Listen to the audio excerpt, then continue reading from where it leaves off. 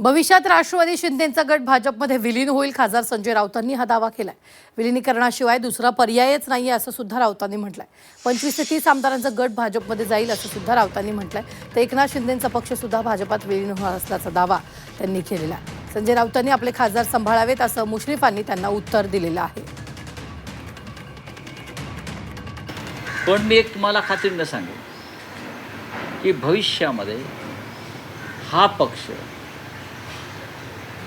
25 ते 30 आमदारांसह भाजपामध्ये विलीन होईल। त्याचं नेतृत्व कोणाकडे असेल ते मी आत्ता सांगत नाही तुम्हाला।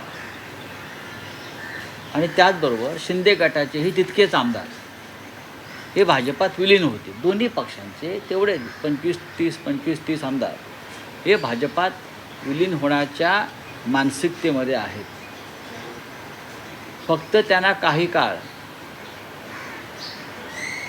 वेट अँड वॉच थांबण्यास सांगितलं। सुमित्राताई पवारांचा पक्ष आणि एकनाथ शिंदेचा पक्ष भविष्यामध्ये यांना